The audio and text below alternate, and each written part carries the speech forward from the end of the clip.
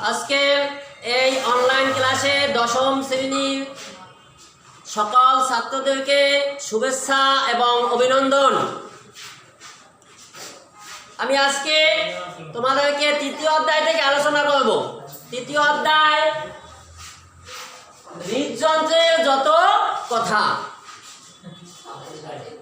তোমরা দেখো সবাই, পাঠ্য বই খুললে সবাই দেখো, তৃতীয় অধ্যায় হৃদযন্ত্রের যত কথা। এখন হৃদযন্ত্র বা হৃৎপিণ্ড কি, এটা সংজ্ঞা মানিব। হৃৎপিণ্ড হচ্ছে হৃৎপেশি দিয়ে তৈরি ত্রিকোণাকার ফাঁপা প্রকোষ্ঠযুক্ত পাম্পের মতো একটি অঙ্গ। আবার শোনো, হৃৎপিণ্ড হচ্ছে হৃৎপেশি দিয়ে তৈরি ত্রিকোণাকার ফাঁপা প্রকোষ্ঠযুক্ত পাম্পের মতো একটি অঙ্গ। এর সংকোচন ও প্রসারণের ফলে সারা দেহে রক্ত সরবরাহিত হয়। খুব গুরুত্ব সহকারে বোঝার চেষ্টা করো। হৃৎপিণ্ড হচ্ছে হৃৎপেশি দিয়ে তৈরি ত্রিকোণাকার ফাঁপা প্রকোষ্ঠযুক্ত পাম্পের মতো একটি অঙ্গ। এর সংকোচন ও প্রসারণের ফলে সারা দেহে রক্ত সরবরাহিত হয়। তাহলে অঙ্গটির গুরুত্ব অনেক বেশি। এখন আমরা আসি ব্লাড বা রক্ত। রক্ত আমরা ইংলিশে বলি ব্লাড।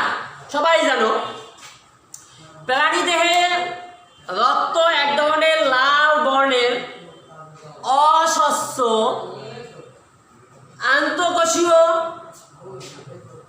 লবণাক্ত এবং খানিকটা ক্ষারধর্মী তরল যোজক টিস্যু। আবার খেয়াল করো, প্রাণী দেহে রক্ত এক ধরনের লাল বর্ণের অস্বচ্ছ আন্তঃকোষীয় লবণাক্ত এবং খানিকটা ক্ষারধর্মী তরল যোজক টিস্যু। একজন পূর্ণবয়স্ক সুস্থ মানুষের দেহে প্রায় 5 থেকে 6 লিটার রক্ত থাকে। একজন সুস্থ মানুষের দেহে 5 থেকে 6 লিটার রক্ত থাকে। একটু বেশি কমও থাকতে পারে, স্বাভাবিক। যেটি মানুষের দেহের মোট ওজনের প্রায় 8%। একেবারে যে 8% তাই না, কম বেশি হইতে পারে। মানুষের শারীরিক রোগ ব্যাধির জন্য কম বেশি একটু স্বাভাবিক হইতে পারে, কিন্তু স্বাভাবিকত সম্ভবত 8% থাকে। মানুষ এবং অন্যান্য মেরুদণ্ডী প্রাণী দেহের রক্ত লাল রঙের।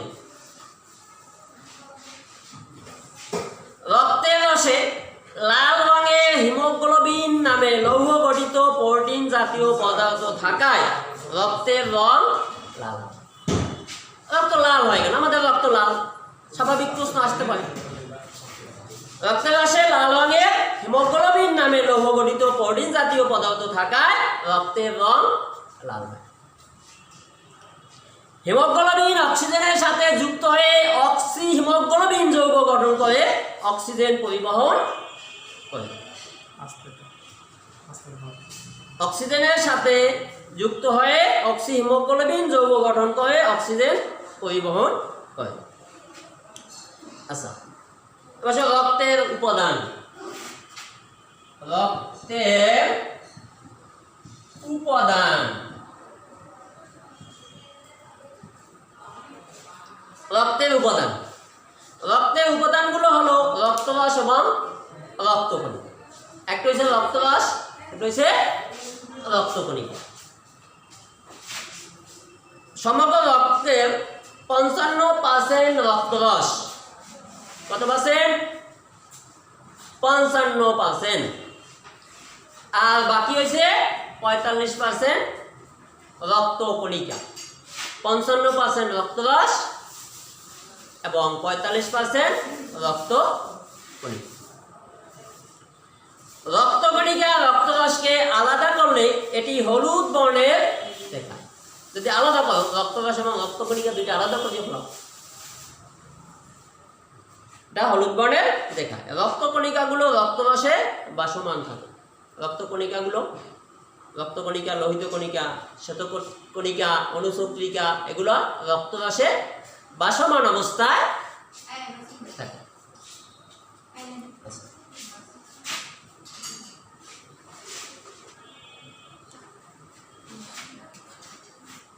এবার আসো রক্তরস।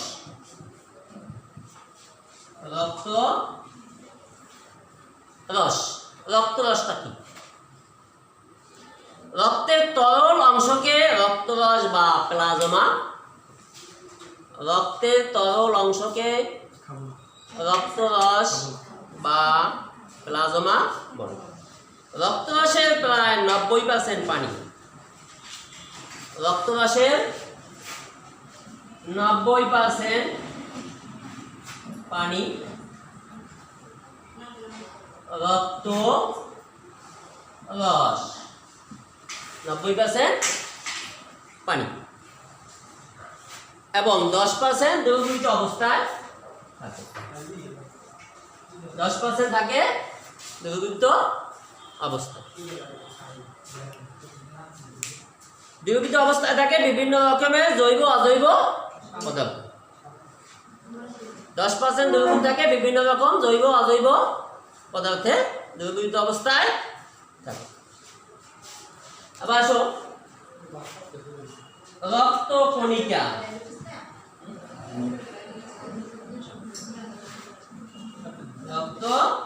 রক্তকণিকা একটা হলো রক্তরস, আর হইছে রক্তকণিকা।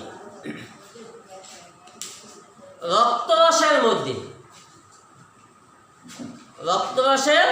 মধ্যে ছড়ানো বিভিন্ন রকমের কোষকে রক্তকণিকা বলে। রক্তরসের মধ্যে ছড়ানো বিভিন্ন রকমের কোষকে রক্তকণিকা বলে। রক্তকণিকা 3 প্রকার। এক, লোহিত রক্তকণিকা বা এরিথ্রোসাইট রক্তকণিকা বা এরিথ্রোসাইট।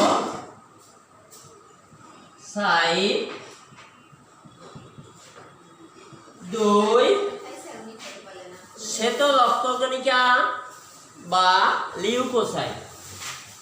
শ্বেত রক্তকণিকা বা লিউকোসাইট।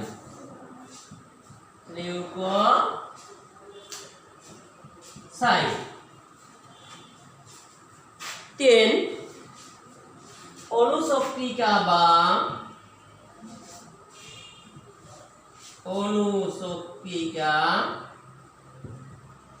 বা থ্রম্বোসাইট। তাহলে পাইলাম রক্তকণিকা 3 প্রকার। 1, লোহিত রক্তকণিকা বা এরিথ্রোসাইট। 2, শ্বেত রক্তকণিকা বা লিউকোসাইট। 3, অনুচক্রিকা বা থ্রম্বোসাইট। এখন আমাদের লোহিত রক্তকণিকাটা কি, শ্বেত রক্তকণিকা কি, অনুচক্রিকা কি, কাজগুলো জানতে হবে। তা আমরা আসি প্রথমে লোহিত রক্তকণিকা।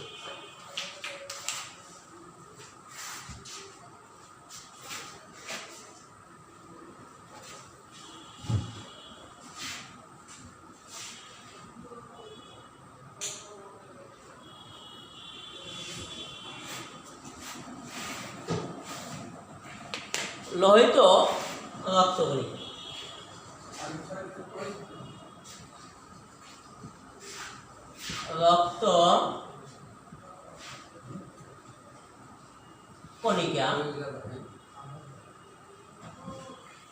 লোহিত রক্তকণিকা বা এরিথ্রোসাইট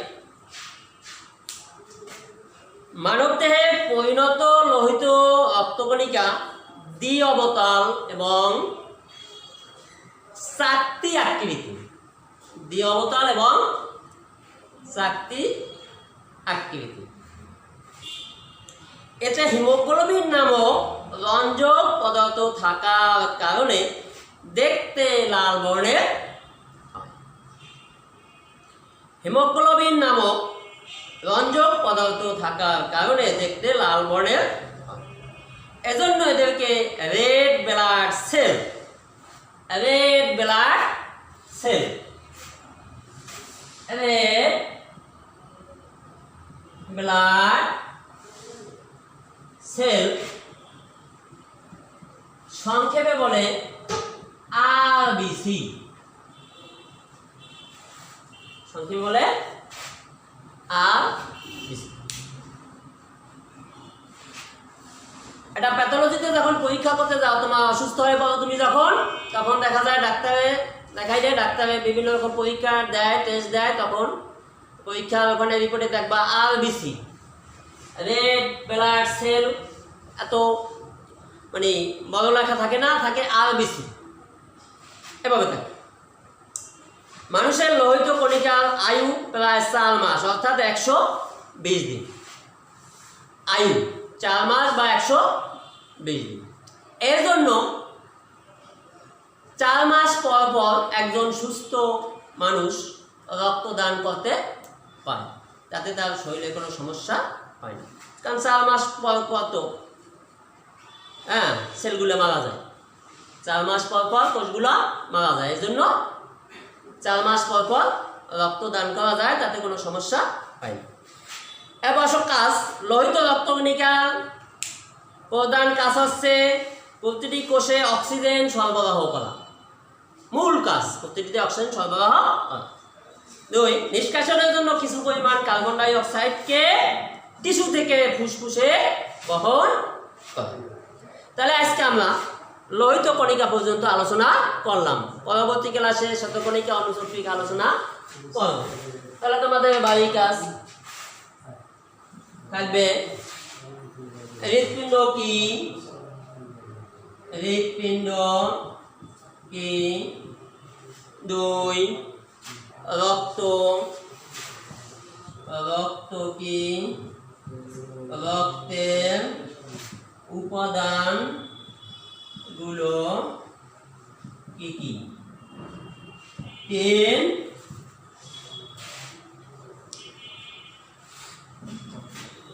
লোহিত কণিকা